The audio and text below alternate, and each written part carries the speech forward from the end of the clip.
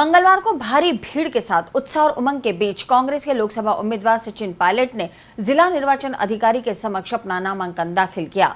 सचिन पायलट का कारवां जयपुर रोड स्थित कांग्रेस कार्यालय से विधिवत पूजा अर्चना के साथ शुरू हुआ। दरगाह से आए खुद्दाम ख्वाजा ने पायलट की दस्तारबंदी कर उनके लिए दुआ की। सभी का मुंह मीठा कराकर गाजे बाजों के साथ भारी आतिशबाजी के बीच जुलूस कलेक्ट्रेट के लिए रवाना हुआ।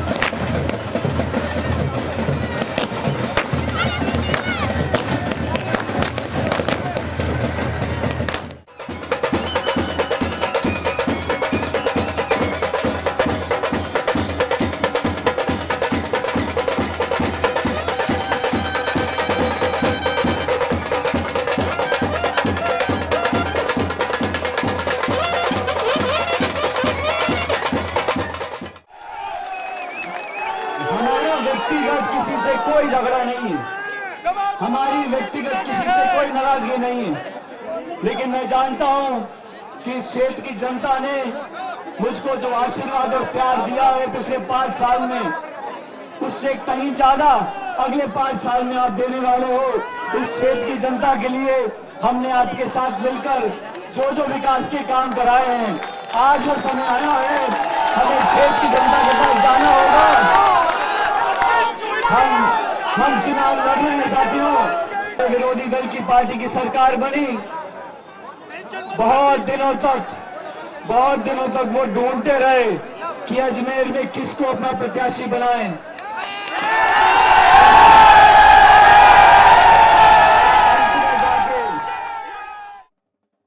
जुलूस में ग्रामीण अंचलों से आए छोटे छोटे बच्चे और महिलाएं सर पर कांग्रेस का हेड बांधकर नाचती गाती चल रही थी, तो वही युवा वर्ग सचिन पायलट के समर्थन में नारेबाजी करते हुए बाकी लोगों में जोश का संचार कर रहा था।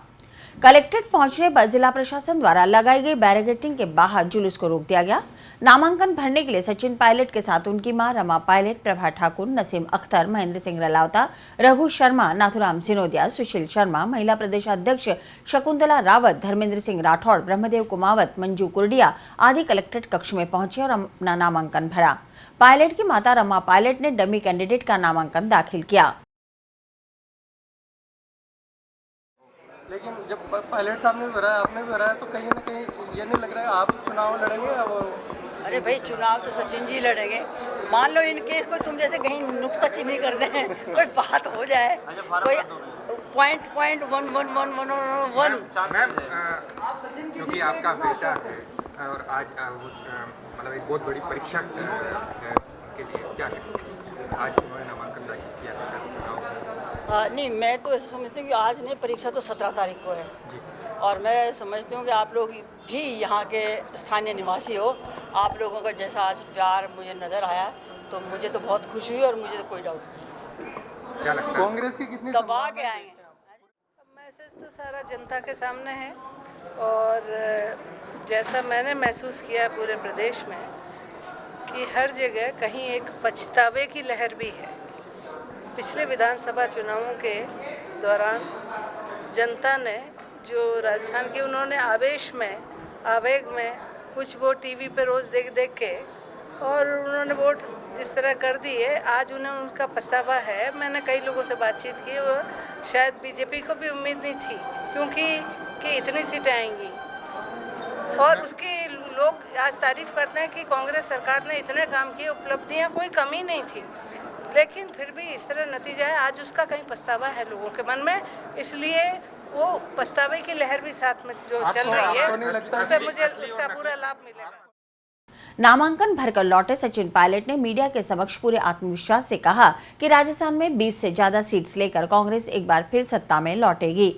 पिछले 5 सालों में जनता ने जो सहयोग दिया है, इस बार भी कांग्रेस पार्टी की भारी मतों से जीत होगी। प्रदेश में इस बार जो वोट पड़ेगा वो विकास और ईमानदारी का वोट पड़ेगा। मुझे पूरा विश्वास है कि देश की जनता 16 मई को मतगणना चौंकाने वाले परिणाम देंगी। आज मैंने अजमेर लोकसभा क्षेत्र से कांग्रेस के प्रत्याशी के रूप में अपना नामांकन दाखिल किया है और पिछले 5 सालों में अपूर्व समर्थन और सहयोग और प्रेम इस क्षेत्र की जनता ने दिया, पार्टी ने मौका दिया था। पिछली बार हम अच्छे वोटों से जीतकर यहाँ से गए थे। आज जो माहौल उत्पन्न हुआ है, जो वातावरण निर्मित हुआ है कांग्रेस कार्यकर्ताओं की मेहनत से, आज से मुझे पूरा विश्वास है कि इस बार भी भारी मतों से कांग्रेस पार्टी की विजयी होगी और अजमेर में पिछली बार की तरह यहाँ से पहले से ज़्यादा मतों से जीतकर हम जाएंगे। मेरा ये मानना है कि इन गत 5 वर्षों के अंदर जो काम हम लोग इस ज़िले में करा सके वो पिछले 25-30 सालों से नहीं हो सके थे। और अगर इस प्रदेश और देश में कहीं विकास और ईमानदारी पर वोट पड़ेगा तो मैं समझता हूँ अजमेर में पड़ेगा। मुझे पूरा विश्वास इस क्षेत्र की जनता के ऊपर है। यहाँ पर समन्वय के साथ एक शांतिपूर्ण माहौल में हमने काम किया है। सबको साथ लेकर हम चले हैं। कोई पक्षपात, कोई जातिवाद, कोई भेदभाव हमने उत्पन्न होने नहीं दिया। लोगों का बहुत सहयोग मिला है और इस क्षेत्र के मतदाताओं की वजह से जीवन में बहुत कुछ मुझे हासिल हुआ है। आज पूरे प्रदेश की कांग्रेस कमेटी की जिम्मेदारी मेरे कंधों पर है और पूरे प्रदेश में भी जो माहौल मुझे दिख रहा है, 16 मई को जब मतगणना होगी तो चौंकाने वाले परिणाम आएंगे। जो हमारे टेलीविज़न अखबार में जो आंकड़े छपते हैं उससे परे अप्रत्याशित जीत कांग्रेस पार्टी के सांसदों की होगी।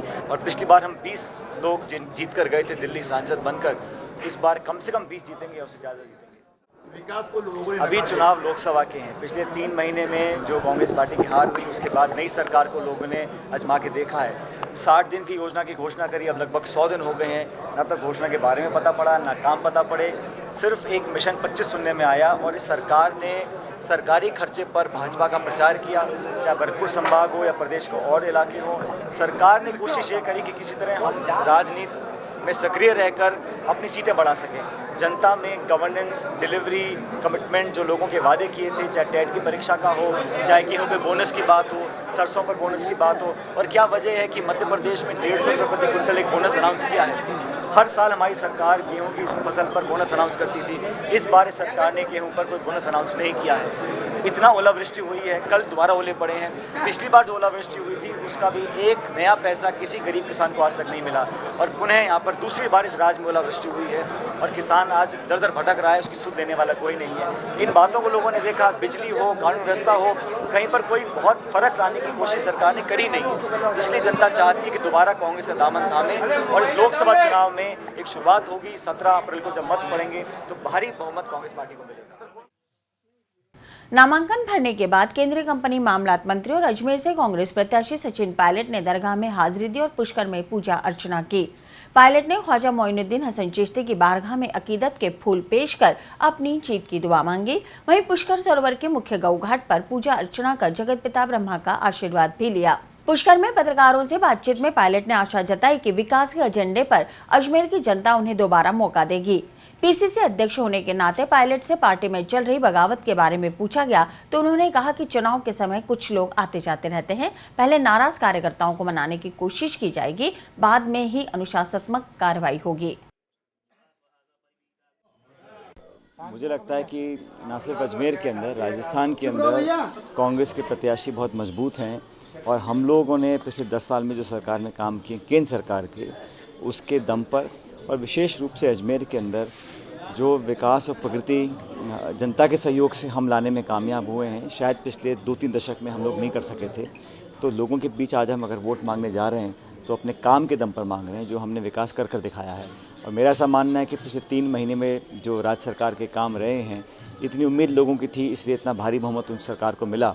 लेकिन इन 3 महीनों के अंदर 2 बार ओलावृष्टि हो गई। किसान आज त्राही मचा रहा है, उसके पास एक नया पैसे की राहत नहीं पहुंची है। जो बिजली के वादे किए थे, कानून व्यवस्था की बात की थी, टेट परीक्षा ख़त्म करने की बात की थी और जो बहुत सारे ऐसे वादे बोलकर जनता को लुभाया था, आज ज़मीनी स्तर पर वो परिणाम बिल्कुल विपरीत हैं। इसलिए जनता नाखुश है और चाहती है कि कांग्रेस का दामन दोबारा थामे। हम पिछली बार 20 सांसद चुनकर गए थे राजस्थान से, मुझे पूरी उम्मीद है कि कम से कम उतने ही चुनकर जाएंगे इस बार भी। आप लोकसभा प्रत्याशी के साथ साथ पीसीसी के अध्यक्ष भी हैं। इस बार अजमेर क्षेत्र से रामचंद्र चौधरी ने भाजपा का दामन थाम लिया। उन्होंने घोषणा कर दी कि हम सांवरलाल जाट का समर्थन, इसको किस रूप में देख रहे हैं आप? देखिए, चुनाव से पहले कई लोग दल छोड़ते हैं, कई व्यक्तिगत स्वार्थ के लिए दल बदल लेते हैं। बहुत ज़्यादा इम्पैक्ट इसका मुझे लगता है पड़ेगा नहीं। और व्यक्ति दल बदलते रहते हैं, कोई पार्टी में आता है, कोई जाता है, उसको बहुत ज़्यादा इसको महत्व हम लोग देते नहीं हैं। ये दो विचारधारा की लड़ाई है, दो पॉलिटिकल पार्टीज़ की लड़ाई है। कांग्रेस पार्टी ने मुझे उम्मीदवार बनाया है और भाजपा के उम्मीदवार यहाँ के मंत्री हैं सावंतलाल जाट साहब, उनका हमारा मुकाबला होगा। और जो व्यक्ति इस क्षेत्र की बात, इस विकास की बात को संसद में ज़्यादा बेहतर तरीके से उठा सकता है, उस बात का हम लोगों को चुनाव करना है। जनता देखेगी कि किसने विकास किया है और कौन प्रभावशाली तरीके से इस मुद्दे को आगे दिल्ली। आप अगले 2 हफ्ते देख लेना क्या होता है। मैं तो इस क्षेत्र से लगातार मैंने एक जीवित संपर्क बना के रखा है। तो मेरा चुनाव हमारे कार्यकर्ता लड़ेंगे, जनता पे पूरा हमें विश्वास है। हर चुनाव चुनौती होती है, हर चुनाव में मेहनत करनी पड़ती है। मेहनत हम हर बार करते आए हैं, पहले भी किया है, पिछले 5 साल की है, अगले 2 हफ्ते भी करेंगे। लेकिन मेरी जिम्मेदारी पूरे प्रदेश की है, तो मैं निश्चित रूप से पूरे प्रदेश में जहाँ जहाँ प्रत्याशी चाहेंगे वहाँ हम भी जाएंगे। राहुल गांधी जी की सभा भी होंगी, मैडम सोनिया गांधी की सभा भी होगी, और हम सब लोग एक सामूहिक नेतृत्व हमारा है, उसके दम पर चुनाव लड़ेंगे। अभी अजमेर में विपक्ष लोग ये हवा फैला रहे हैं कि पायलट जी ने कोई न तो कार्यालय काट के चले गए, ये तो इस बारे में क्या वो तो मुझे सौभाग्य प्राप्त हुआ कि मुझे यहाँ पर एयरपोर्ट बनाने का मौका मिला, यहाँ पर मुझे सेंट्रल यूनिवर्सिटी बनाने का मौका मिला, यहाँ पर हिंदुस्तान की पहली slum free city Ajmer 3000 crore का निवेश होगा वो बनाने का मौका मिला। और एक हैंडपम्प से लेके रेलवे लाइन से लेके एयरपोर्ट, हवाई अड्डा, यूनिवर्सिटी, बसें, सड़क, खाद, बीज, पानी के अलावा जो बड़े प्रोजेक्ट्स हैं, चाहे एजुकेशन के हों, चाहे वोकेशनल ट्रेनिंग के हों, चाहे मेरे मंत्रालय के हों, चाहे कहीं और के हों, इंटरनेट, 50,000 बच्चों को आज अजमेर एक ऐसा ज़िला है हिंदुस्तान में जहाँ पर फ्री में इंटरनेट मिल रहा है सरकारी स्कूलों के अंदर। तो ये तो जनता बताएगी 16 मई को जब परिणाम आएंगे कि किसने क्या आरोप लगाए। ये माहौल ही ऐसा है कि यहाँ पे हर बात एक दूसरे के खिलाफ कही जाती। हम लोग एक अच्छे वातावरण में चुनाव लड़ेंगे, एक पॉजिटिव मेरा एजेंडा रहेगा। हम नकारात्मक बात करने के लिए यहाँ पर नहीं आए।